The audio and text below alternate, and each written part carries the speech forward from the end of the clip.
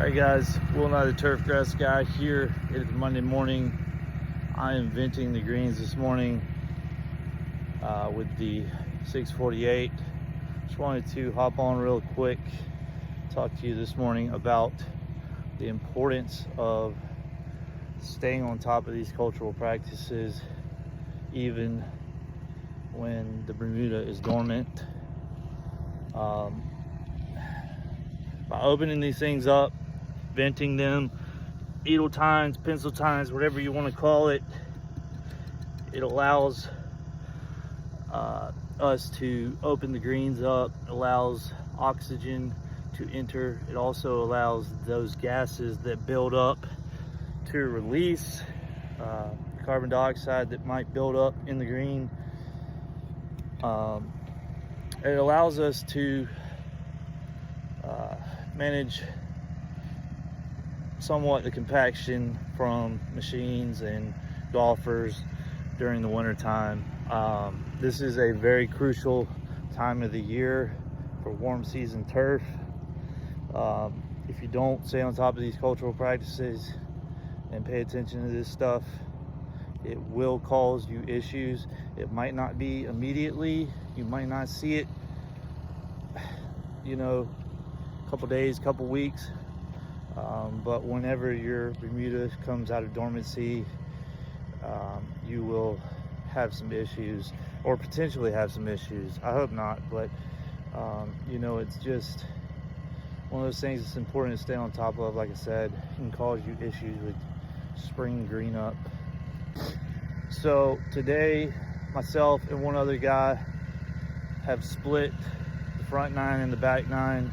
I am going to hit the greens on the front nine, as well as any areas that are high traffic areas. I'm basically doing 2 rings around the greens as well, to kind of open up those areas where high traffic is, people walking on to the green, as well as walking off of it, just to help the grass, the soil breathe, and somewhat relieve that compaction. Like I said, this is a crucial time of the year for warm season turf. We really have to baby this stuff through the winter time. Bermuda does not handle the cold well at all. Most warm season grasses don't. I have centipede, does not handle traffic well at all, does not handle the cold. So it's just important to try and do these things throughout the winter to try and minimize any kind of damage that you may have in the spring. So venting is a way for us to open the greens up and release those gases, get oxygen into the soil, water, nutrients, things like that. And it gives us the ability to do that on a regular basis and not really disrupt play. We can come right behind this, right after it, or a day after it, and roll, and golfers can't even really tell that we've done anything, but we have done something that helps us out in the long run with opening those things up and releasing those gases and whatnot. Whereas with aeration, we just do twice a year when we actually pull material from the green. This, we're not pulling any material at all. We're just poking little tiny holes that open the soil up and allow oxygen, nutrients, and whatnot to get inside. And like I said, it doesn't disrupt golf at all. We can actually do this ahead of play and then roll behind it, and it doesn't stop play at all. So if you see the golf maintenance crew out there with the 648, don't always assume that we're about to absolutely destroy the green.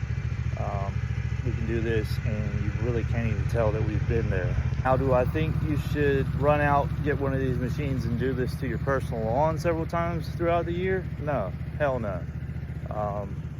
Not unless your kid's soccer team is practicing 3 to 4 times in your backyard a week and just absolutely beating the absolute dog shit out of it. This is sports turf that we're talking about here. This is high traffic turf that we have a lot riding on. And you know, a lot of people say maybe we do too much, and maybe we do, but we don't really have the luxury to sit around and wait on these problems to crop up. We need to be proactive in preventing these things from happening, because it can be your job really, really quickly. So, you know, this is a lot different than your dog walking in your backyard and just taking a piss, you know. It's something that we have to stay on top of throughout the year, even when it's dormant. And you know, I don't think a lot of people realize